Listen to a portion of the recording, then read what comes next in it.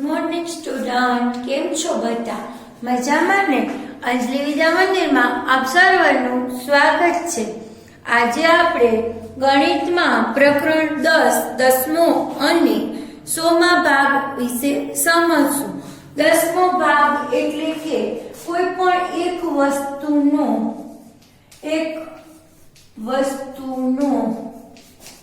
10મો ભાગ, 10 ટુકડા. જેમ કે આ એક ચોરસ છે, બરાબર છે? તો એમ કહું કે આ ચોરસને આપણે 10 ભાગ કરવા હોય તો આપણે આ રીતે અને આના 10 ભાગ આપણે અહીં કર્યા, બરાબર છે? તો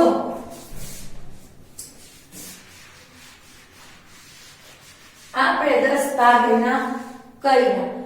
એવી જ રીતે કોઈ પણ વસ્તુને 10 હિસ્સામાં વેચીએ તો શું કહેવાય? 1/10. 10 ભાગમાંનો 1 ભાગ. તો એ તમે આપણે અગાઉ પણ ચેપ્ટર 2 માં જોયા હતા, ભાગ અને પૂર્ણમાં. હવે તમને ખબર છે 1 સેમી બરાબર 10 મીમી થાય. આ છે તમારા 50ના માપ છે. એ તમને છે ને અગાઉ તમે ભણી ગયા છો અને હજી પણ આપણે આગળ 6-7 માં પણ તમે વધારે ભણવાનું છે, બરાબર છે? 1 સેમી બરાબર 10 મીમી થાય. એવી જ રીતે તમને ખબર હશે તો 1 રૂપિયો બરાબર 100 પૈસા. કેટલા થાય? 100 પૈસા. 1 લીટર બરાબર 100 મિલીલીટર. 1 કિગ્રા બરાબર 1000 ગ્રામ, બરાબર છે? આ રીતના આવે. પરંતુ અહીં આપણે ખાલી સેમીનું મીમીમાં રૂપાંતર અને રૂપિયા છે તો એના આપણે પૈસામાં એ આ સ્વાધ્યાયમાં આપણે શોધવાનું છે. તમારે શું કરવાનું છે? તમે તમારી જે નાની સ્કેલ છે ફૂટ, એમાં તમે જોશો તો એમાં તમને 1 થી 12 સેમી સુધીના નાના માપ આપેલા હોય છે. જ્યારે મોટી ફૂટ છે તો એમાં 30 સેમી સુધી લાંબી હોય છે, બરાબર છે? તો અહીં તમને તમારી બુકના પાના નંબર 134 જુઓ. એમાં તમે ઉપયોગમાં લીધેલો સૌથી નાની પેન્સિલની લંબાઈ કેટલી છે તેનું અનુમાન કરવાનું છે. તો જે સૌથી નાની પેન્સિલ છે એ જો તમે માપપટ્ટીથી કરી તો 3 સેમી થી અડધું વધારે એટલે કે 3.5 સેમીની છે, બરાબર છે? ફૂટથી માપ અનુમાનમાં તો તમે લખી શકો કે ભાઈ 3 સેમી થઈ, બરાબર છે? એટલે આપણે ચોઈસ જે ખાલી જગ્યા છે આ પેન્સિલની લંબાઈ, તો ખાલી જગ્યામાં તમારે લખવાનું છે 3 સેમી. ફૂટનો ઉપયોગ કરીને તમે એનું લંબાઈ માપો છો ત્યારે એની થાય છે 3.5 સેમી. આપણે જોઈ શકીએ છીએ કે મોટું અને સ્પષ્ટ દેખાય તે માટે અંજુએ લેન્સનો ઉપયોગ કર્યો છે, એટલે કે બિલોરી કાચ વડે એને અંક મોટા દેખાય એવું કર્યું છે.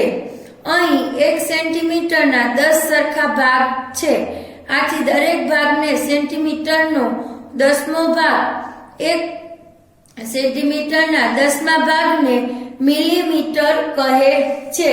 તમને કોઈ એમ કહે કે 1 સેન્ટીમીટરના, ખાલી જગ્યામાં પૂછાય, 1 સેન્ટીમીટરના 10મા ભાગને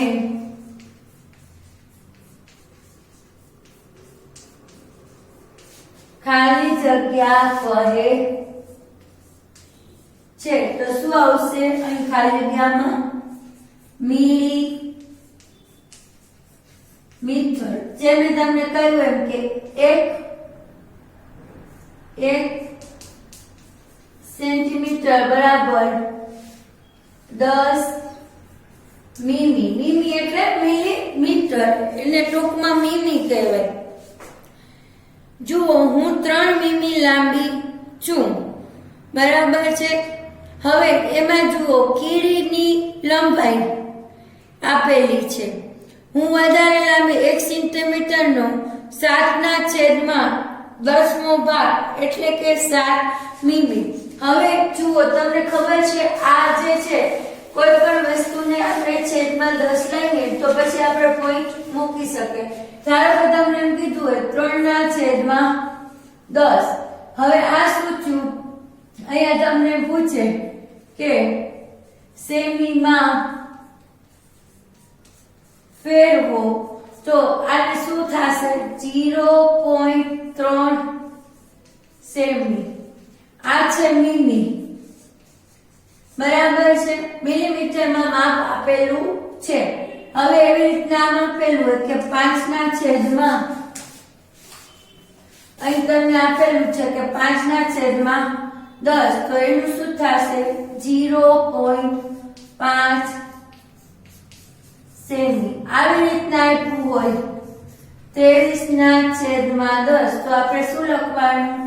2.3. જો 0 હોય ને એટલે એક સંખ્યા પછી પોઈન્ટ આવે, તો આપણે 2.3 સેમી.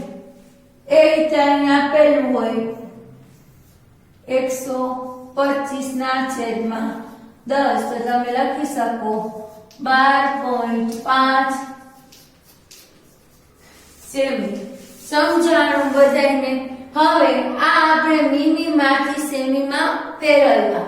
હવે તમને સેન્ટીમીટર આપેલા હોય અને તમને એમ કે ભાઈ મિલીમીટરમાં એટલે કે મીમીમાં ફેરવો, તો તમારે શું કરવાનું? અહીંયા લખું છું મીમીમાં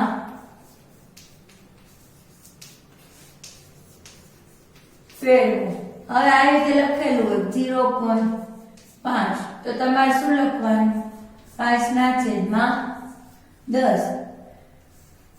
9.1, તો શું થશે? 91/10. 112/10, તો શું થશે? 11.2. આ રીતે તમે દર્શાવી શકો. સેન્ટીમીટરને મિલીમીટરમાં અને મિલીમીટરને સેન્ટીમીટરમાં તમે ફેરવી શકો છો. હવે આગળ જુઓ, તમારી પુસ્તકમાં આપણે સેન્ટીમીટરના 10મા ભાગને 0.1 સેન્ટીમીટર કહીશું. તેને 0.1 સેન્ટીમીટર વંચાય. 1 મીમી એ 0.1 સેમી જેટલું છે, જે મેં તમને હમણાં સમજાવ્યું. આ પેન્સિલની લંબાઈ કેટલી છે? તો કે 0.6 સેમી. મીમીની લંબાઈ સેન્ટીમીટર લંબાઈ છે. હવે જુઓ, તમને પૂછે કે તમે દેડકા જોયા છે. ક્યાં? તમે કેટલાક ભિન્ન પ્રકારના દેડકા જોયા છે. તો શું તમામ દેડકાની લંબાઈ સરખી છે? અહીં 2 રસપ્રદ ઉદાહરણો આપેલા છે. હવે તમે જુઓ, તમને એમ કે ભાઈ દેડકા તો તમે જોયા હશે, તો દેડકા છે એની લંબાઈ સરખી હોતી નથી. શા માટે? તો કે કોઈક નાના હોય, કોઈક મોટા હોય. નાના હોય તો એની લંબાઈ ઓછી હોય, મોટા હોય તો એની લંબાઈ વધારે હોય. અહીં તમને આ પ્રકારના દેડકા વિશ્વમાં સૌથી ઓછી લંબાઈના હોય છે. તેની લંબાઈ માત્ર 0.9 સેમી જેટલી જ હોય છે. સોનેરી દેડકાની લંબાઈ કેટલી હોય છે? સોનેરી દેડકાની લંબાઈ 0.9 સેમી જેટલી હોય છે. સેમી જેટલી અથવા તેનાથી ઓછી હોય છે.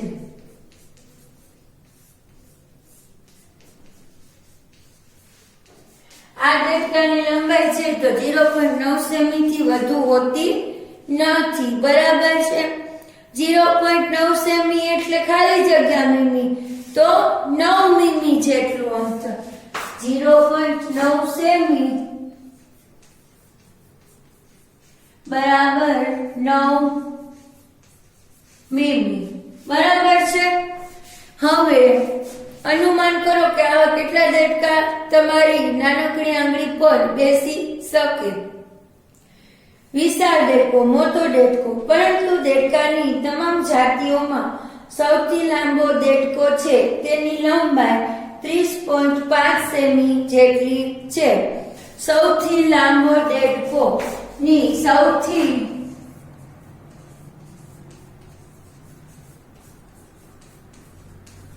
લાંબા દેડકાની લંબાઈ કેટલી છે તો કે 30.5 છે એટલે 30 સેમી આખા, 30 સેમી અને 5 મીમી, બરાબર છે। આ રીતે હોય છે। આશરે કેટલા મોટા દેડકા 1 મીટરની ફૂટી પર ગોઠવી શકીએ આપણે? 1 મીટરની ફૂટી પર આપણે 3 દેડકા ગોઠવી શકીએ। જો 1 હરોળમાં ગોઠવવામાં આવે તો કેટલા નાના દેડકા 1 મીટર જગ્યા રોકે? તો કે 111, બરાબર છે। હવે તમારે જુદી જુદી વસ્તુઓ જે તમારા ઘરે હોય એનું તમારે માપ શોધવાનું છે। ધારો કે ખીલીની લંબાઈ, બરાબર છે, તો અહીં તમને ખીલીની લંબાઈ છે એ 2.9 સેમી જેટલી થાય છે।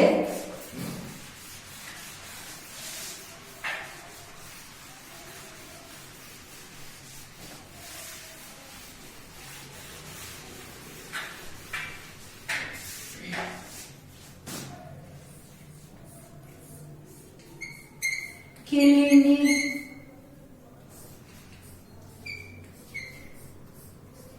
લંબાઈ, બરાબર છે। તો ખીલીની લંબાઈ કેટલી આપેલી છે તો કે ખીલીની લંબાઈ અહીં તમને 2 સેમી અને 9 મીમી એટલે કે 2 સેમી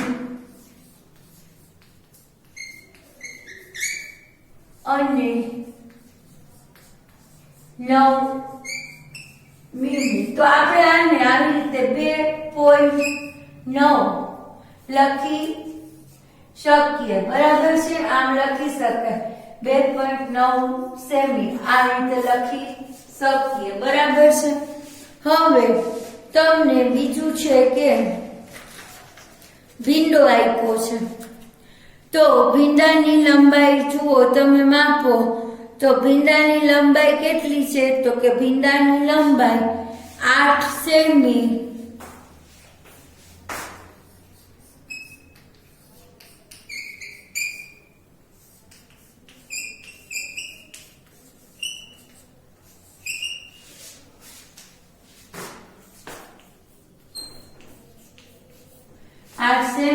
અને કેટલી છે તો કે 8 સેમી અને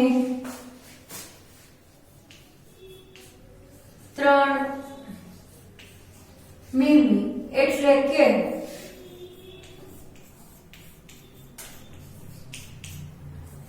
8.3 આ રીતે આપણે એને દર્શાવી શકીએ, બરાબર છે।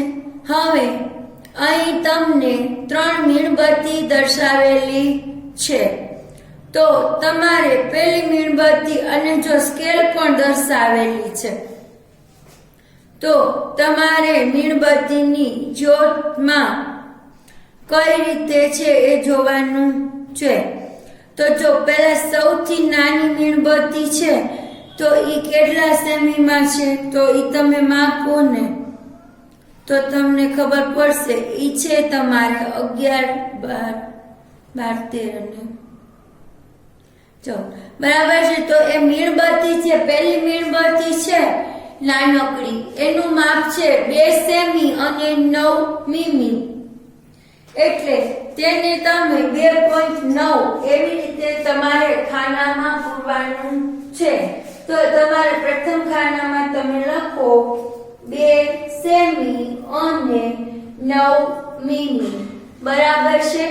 એ પછીના બીજા ખાનામાં તમે દર્શાવો 2.9 મીમી, 2.9 સેમી, બરાબર છે. એ પછી એની જે જ્યોત આપેલી છે એટલે કે જે એની જ્વાળા આપેલી છે એ આપણે જોવાની છે.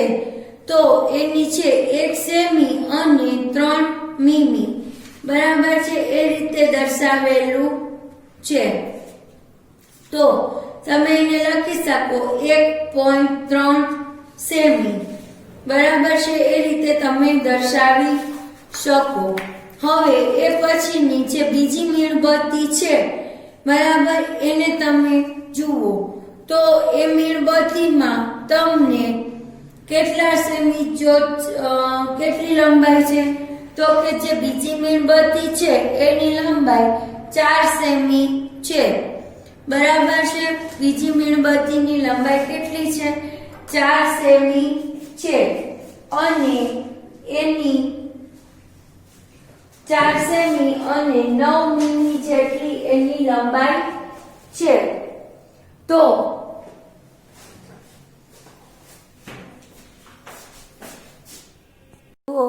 અહીં તમને સ્ક્રીન ઉપર પણ દેખાય છે અને તમારી પાઠ્યપુસ્તકના 136મા નંબરના પેજ ઉપર જે વચ્ચેની મીણબત્તી છે એની તમારે લંબાઈ જુઓ તો તમે એની લંબાઈ છે 4 સેમી અને 9 મીમી. તો તમારે એને કઈ રીતે લખાશે? તો કે તમારે એને લખવાની છે 4.9 સેમી, જે ત્રીજું ખાનું છે ને એમાં તમારે દર્શાવવાની છે. હવે એની જ્યોત એટલે કે જે એનો ઓલી જ્યોત જગે છે એ આપણે દર્શાવવાની છે. તો એની જ્યોત છે એની લંબાઈ છે 1 સેમી અને 7 મીમી, બરાબર છે. તો તમારે લખાશે શું? 1.7 સેમી, બરાબર. આ રીતે તમે એને લખી શકશો. પછી જે ત્રીજી સૌથી મોટી મીણબત્તી છે એની લંબાઈ છે 6 સેમી અને 0 મીમી, તો તમે લખી શકશો 6 સેમી, બરાબર છે. અને એના જ્યોતની લંબાઈ છે 1.5 સેમી, બરાબર. તો તમે એની લંબાઈ છે 1.5 સેમી શોધી શકશો. હવે જુઓ, તમને નીચે પ્રશ્ન પૂછ્યા છે કે સૌ પ્રથમ બંને આપણે કીધું છે કે પાના પર આપેલ પૂર્તિનો ઉપયોગ કરી અને મીણબત્તી 1 તથા મીણબત્તી 3ની લંબાઈ વચ્ચેનો તફાવત શોધો. તો મીણબત્તી 1ની લંબાઈ કેટલી છે? તો કે લંબાઈ છે 2.9 સેમી વત્તા 1.3 સેમી. હવે તમારે જો તફાવત શોધવો હોય તો પહેલાં શું કરવાનું? બંનેનો સરવાળો કરવાનો છે. એટલે કે 2.9 સેમી વત્તા 1.3 સેમી એટલે બંનેનો સરવાળો થશે 4.2 સેમી, બરાબર છે. હવે એવી જ રીતે મીણબત્તી 3ની લંબાઈ કેટલી છે? 6 સેમી અને એની જ્યોતની લંબાઈ કેટલી છે? તો કે 1.5 સેમી. તો એ બંનેનો તમે સરવાળો કરો એટલે 7.5 સેમી આવશે. હવે 7.5 સેમીમાંથી તમારે 4.2 સેમીને બાદ કરવાના છે, જેથી તમને તફાવત મળશે. તો 7.5 સેમીમાંથી 4.2 સેમી તમે બાદ કરો એટલે તમને 3.3 સેમી જવાબ મળશે. આમ પહેલી મીણબત્તી છે એ ત્રીજી મીણબત્તી વચ્ચેનો તફાવત 3.3 સેમીનો છે. તો તમને આ સરવાળો અને બાદબાકી પણ સમજાઈ ગયા હશે, બરાબર છે. હવે આપણે આગળ જોઈએ તો એમાં તમને કીધું છે કે અંદાજે રંગ પૂરવા લાગો. સૌ પ્રથમ નીચે આપેલા સળિયાને માપ્યા વગર તેને બતાવેલા રંગો વડે રંગો પછી ચકાસો. સળિયાની લંબાઈ 1 સેમીથી ઓછી હોય, બરાબર, એને લાલ. 1 સેમી અને 2 સેમી વચ્ચેની હોય એને વાદળી. 2 અને 3 સેમીની વચ્ચે હોય એને લીલો, અને 3 અને 4 સેમીની વચ્ચે હોય તો એને નારંગી કલર તમારે કરવાનું છે. તો આ છે એ તમારે જે માપપટ્ટી છે એનાથી માપી અને તમારે કલર પૂરવાના છે. હવે તમે જુઓ, એમાં આપણે આગળ જોઈએ તો અંદાજ લગાવો, ચિત્ર બનાવો અને માપો. આ વસ્તુના ચિત્ર બનાવો અને તેમની લંબાઈ વિશે અંદાજ લગાવો. તમારા મિત્રને પણ તે ચિત્ર બનાવવા કહો. ચિત્ર બનાવ્યા પછી ફૂટપટ્ટીનો ઉપયોગ કરી બંને જણાએ ચિત્રની લંબાઈ માપો. કોના ચિત્રનું અનુમાન વધારે ચોક્કસ. 1 સેમી કરતાં ઓછી લંબાઈ ધરાવતી કીડી દોરો. બરાબર છે. તો એમાં તમે જે બનાવ્યું હોય એ માપ તમારે લખવાનું અને તમારા મિત્રએ જે દોર્યું હોય એ લખે. પછી આશરે 7 સેમીની લંબાઈની પેન્સિલ. બરાબર છે. તો તમે બનાવેલી હોય એ માપ લખવાનું અને તમારા મિત્રએ બનાવેલું છે એ આશરે દોરવાની છે. તમારે સ્કેલનો ઉપયોગ પછી માપ શોધવા માટે કરવાનું છે. 11 સેમી ઊંચાઈ ધરાવતો ગ્લાસ કે જેમાં 5 સેમી એટલે કે એક એવો ગ્લાસ દોરવાનો છે જેમાં અડધે સુધી પાણી ભરેલું હોવું જોઈએ. 20 સેમીની પરિઘ ધરાવતી બંગડી એટલે કે બંગડી દોરી અને એનું માપ તમારે શોધવાનું છે. 16 સેમી લંબાઈના વાંકડિયા વાળ. બરાબર છે. તો આમાં કોને બનાવેલું ચિત્ર અનુમાન વધારે ચોક્કસ હતું, તો એમાં તમારે લખવાનું કે મેં બનાવેલું ચિત્રનું અનુમાન વધુ ચોક્કસ હતું. હવે જુઓ, આપણે આખો ભ્રમિત થઈ શકે છે. કઈ રેખા વધુ લાંબી, A કે B? દરેક રેખાના માપો તે કેટલા સેન્ટીમીટર લાંબા છે તે નોંધો. તમારો અંદાજ યોગ્ય છે એ જુઓ. હવે જુઓ, A અને B એ બરાબર બંને રેખા છે. તો તમને ખબર જ પડી જશે કે અંદાજ પ્રમાણે B રેખા છે એ રેખા કરતાં લાંબી છે. આપણને દેખાય જ છે. બરાબર છે. હવે તમે સ્કેલની મદદથી એનું માપ કરો તો તમે જોશો તો રેખા એનું માપ 4.6 સેમી અને બીનું માપ પણ 4.6 સેમી જ છે. તો અહીં શું થયું? અંદાજ આપણો ખોટો પડ્યો. રેખા કઈ વધુ લાંબી છે, C કે D? તો અહીં આપણે જોતા તમને ખ્યાલ આવશે કે C છે એ D કરતાં લાંબી છે. સીનું માપ કરશો તો એમાં તમને 3.2 સેમી અને ડીનું માપ કરશો તો એ પણ 3.2 સેમી લાગે છે. તો અહીં આપણને એમ થાય કે આપણો અંદાજ અહીં ખોટો ઠર્યો છે. બરાબર છે. તમને અહીં પૂછ્યું છે કે કોની પૂંછડી સૌથી વધુ લાંબી છે? કોની પૂંછડી સૌથી વધુ લાંબી છે એ અંદાજ લગાવો અને પૂંછડી માપો. તમારો અંદાજ કેટલો યોગ્ય છે એ કહો. તો જુઓ, અહીં અલગ અલગ પ્રાણીઓના નામ તમારે લખવાના છે. જો ચિત્ર આપેલા છે: ઉંદર, ગરોળી, બિલાડી, કૂતરું, વાંદરો અને ભૂંડળું, પીગ. બરાબર છે. હવે તમે એના માપ કરો તો જુઓ, અંદાજિત માપ. બરાબર છે.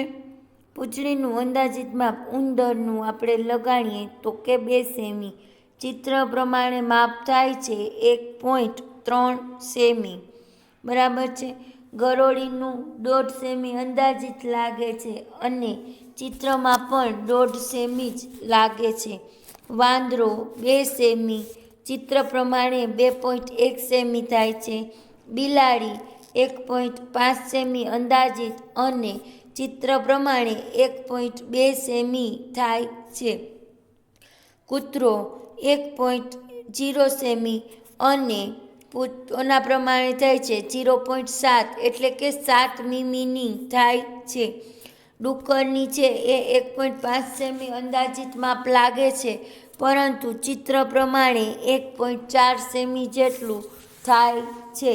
હવે જુઓ, એના પછીનું તમને કીધેલું છે કે 100 રૂપિયાની સૌથી લાંબી ચલણી નોટ કઈ છે?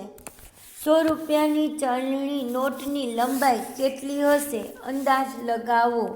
હવે તેને ફૂટ વડે માપો. ઘણી બધી વસ્તુઓની લંબાઈ તથા પહોળાઈ વિશે અંદાજ લગાવો, તે માપો અને તમારા અનુમાન તફાવત ગણો. જુઓ, હવે તમે 100 રૂપિયાની નોટ લો, એને તમે લંબાઈ અને પહોળાઈ સેમીમાં તમે માપો. તો 100 રૂપિયાની તમે લંબાઈ લો તો એની લંબાઈ 15 સેમી, પહોળાઈ 6 સેમી. એ તમારું અંદાજિત માપ છે. જ્યારે તમે એને સ્કેલ વડે માપો છો તો એનું થાય છે 15.7 સેમી અને 7.5 સેમી. તો લંબાઈમાં અને પહોળાઈમાં કેટલો તફાવત? તો કે લંબાઈમાં 0.7 સેમીનો અને પહોળાઈમાં 1.3 સેમીનો તફાવત થાય છે. એ રીતે 10ની નોટ છે તો 10 રૂપિયાની નોટમાં 12.5 લેખે આપણે અંદાજિત અનુમાન કરીએ છીએ અને એની પહોળાઈ 5 સેમી જેટલી લાગે છે. જ્યારે માપ લઈએ છીએ ત્યારે કેટલું થાય છે? તો કે ત્યારે થાય છે 13.6 સેમી અને 6.6 સેમી. બંને વચ્ચેનો તફાવત એટલે કે 13.6 સેમીમાંથી તમે 12.5 સેમી બાદ કરો એટલે કે 1.1 સેમી તમને અહીં મળશે. જ્યારે 6.3 સેમીમાંથી તમે 5 સેમીને બાદ કરો એટલે કે 1.3 સેમીની પહોળાઈ તમને મળશે.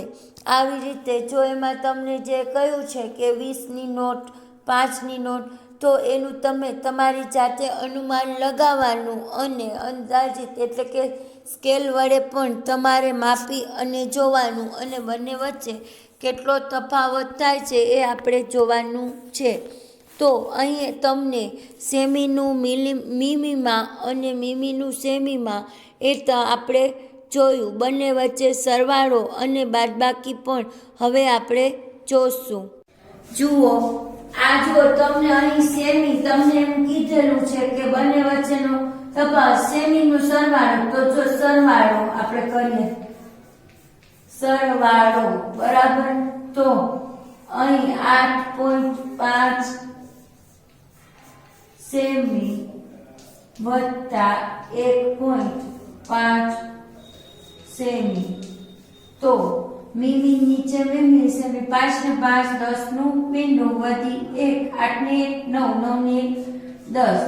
તો અહીં તમને 10 સેમી પૂરા મળ્યા, બરાબર છે. એવી રીતે આપણે બીજી સરવાળો લઈએ, સેમીનો સેમી સાથે સરવાળો.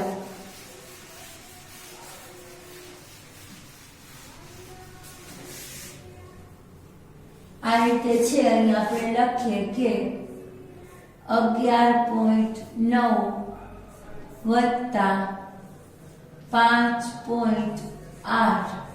અહીં આગળ 9 ને 8 કેટલા થશે?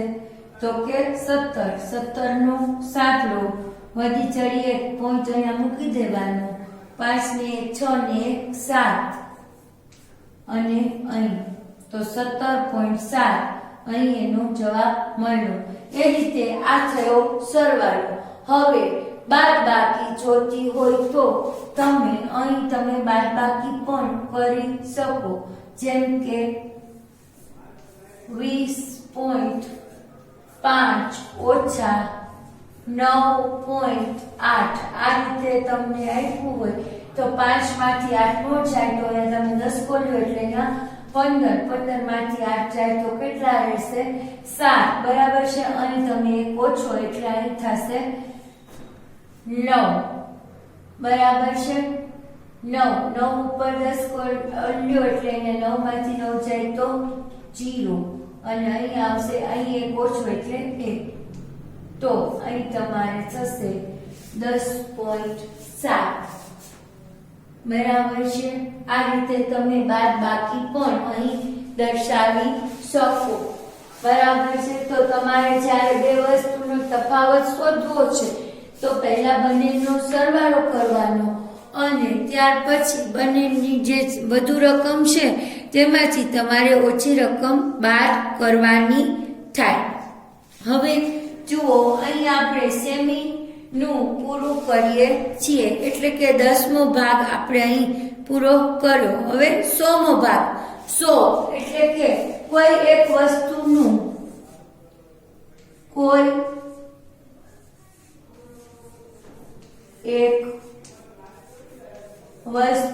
નો 100મો ભાગ, 100મો ભાગ. બરાબર. તો તમે જાણો છો કે 1 રૂપિયા બરાબર 100 પૈસા થાય. બરાબર છે. 100 પૈસા થાય છે. તો આપણે તમને એમ કહેવામાં આવે કે ભાઈ 5 રૂપિયાના પૈસા કરો તો તમે શું કરશો? 5 રૂપિયા બરાબર એના પૈસા કેટલા થશે? 500 પૈસા. બરાબર છે. એ રીતે જો 1 રૂપિયો છે ને તો એના તમે આવી રીતના તમને કીધું કે 25 પૈસા, 25 પૈસા તો શું થયું? તો કે 1 રૂપિયાનો ચોથો ભાગ થયો ને આમાં. જો 25 ચોખ્ખું 100 તો 1 રૂપિયાનો કેટલામો ભાગ થયો? ચોથો ભાગ થયો. કેટલો થયો? 1 રૂપિયાનો ચોથો ભાગ.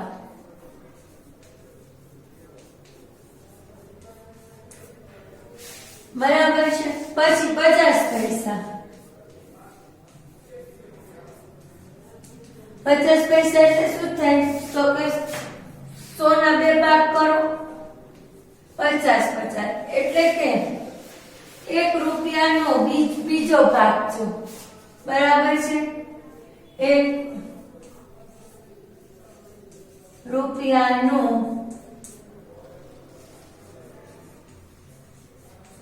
બીજો ભાગ. બરાબર છે. આ રીતે તમે એ રીતે છે તમને સરવાળો કરવાનો આવે તો તમે રૂપિયા પૈસામાં કરી શકો, પણ રૂપિયાનો રૂપિયા આવી રીતે કીધું હોય તો તમે કરી શકો. 50 પૈસા વત્તા 20 પૈસા તો તમારે અહીંયા શું આવશે? 70 પૈસા.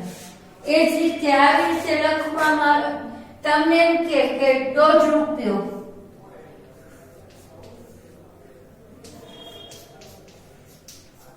તો આનો શું અર્થ થાય? તો કે 150 ના છેદમાં 100 એટલે 1.50 રૂપિયા. બરાબર છે. તો રૂપિયાનો રૂપિયા સાથે સરવાળો થઈ શકે. આવી રીતે કીધેલું હોય કે ભાઈ એક બોલપેન છે એ 5 રૂપિયાને 50 પૈસાની ખરીદી, પછી પર્સ ખરીદ્યું તો 10 રૂપિયાનું પર્સ ખરીદ્યું.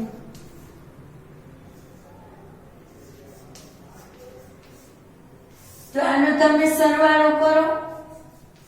50 15 રૂપિયા કુલ કેટલા રૂપિયા થયા? તો કે 15 રૂપિયાને 50 પૈસા થયા. બરાબર છે. તો હવે તમે તમારી પુસ્તકમાં જુઓ. આપણે હવે એ સમજીએ કે એમાં કઈ રીતે તમને કીધેલું છે.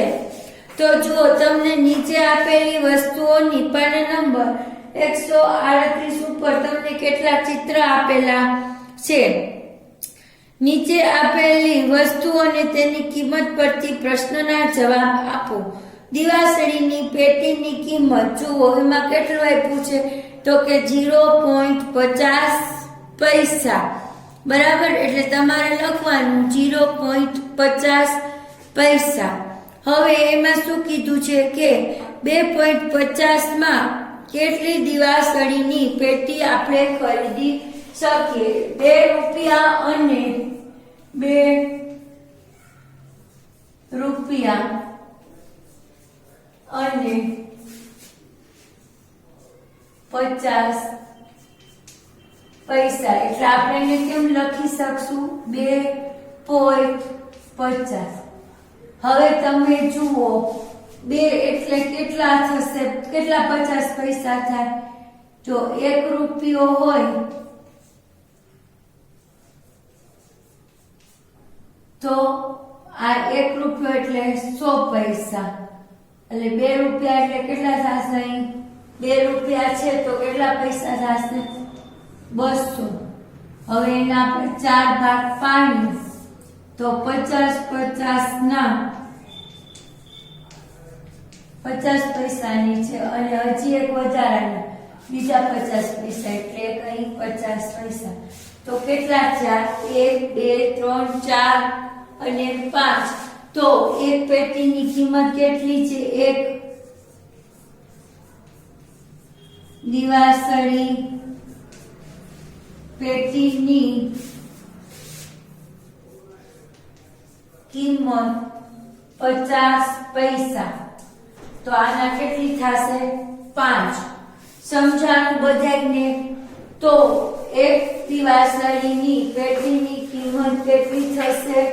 તો કે 50 પૈસા લેખે 2.5 રૂપિયાની પેટી કેટલી આવશે? તો કે એની પેટી તમને મળશે 5 દિવાસળીની પેટી આપણે ખરીદી શકશું. એક સાબુની કિંમત ખરીદવા કેટલા? તો કે એક સાબુની કિંમત ખરીદવા માટે 8 રૂપિયા ને 75 પૈસા છે. તો કેટલા? તો કે 5 રૂપિયાનો એક સિક્કો, 2 રૂપિયાનો એક સિક્કો અને 50 પૈસાના 4 સિક્કા. બરાબર છે? તેને કેટલા પૈસા પાછા મળશે? તો કે 25 પૈસા કે 0.25 પૈસા પાછા મળશે. બરાબર છે? એ રીતે કેળાની કિંમત કેટલી છે? તો કે 2.5 રૂપિયાનું એક કેળું. તો કેટલા છે? 4. તો તમે ગણો તો 2.5 ગુણ્યા 4 કરો. બરાબર છે? એટલે તમને 45 રૂપિયા. 1.5 ડઝન કેળા કીધેલા છે.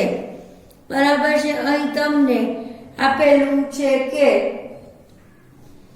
કાનનને 60 માંથી 1.5 ડઝન કેળા ખરીદવા 60 માંથી 45 રૂપિયા તમે બાદ કરો તો કેટલા મળશે? 15. હવે જુઓ તમે એના પછી તમે જુઓ પેન અને પેન્સિલની કિંમત. બરાબર છે? એક પેનની કિંમત 6.50 છે. તો 2 પેનની કેટલી થશે? તો કે 2 ગુણ્યા 6.50. તો 6.50 ગુણ્યા તમે 2 કરશો એટલે 13 રૂપિયા જવાબ આવશે. 3 પેનની કિંમત 3 ગુણ્યા 6.50 કરો એટલે 19.50 જવાબ આવશે. તેથી કાનન પાસે બાકી રહેલ રકમમાંથી 2 પેન ખરીદી શકાય, કારણ કે 3 પેનની કિંમત વધી જાય છે. આમ હવે અંતે તેની પાસે કેટલી? તો કે 15 માંથી 13 રૂપિયા બાદ કરતા 2 રૂપિયા વધશે. કાનન પાસે 2 પેન ખરીદ્યા બાદ 2 રૂપિયા વધશે.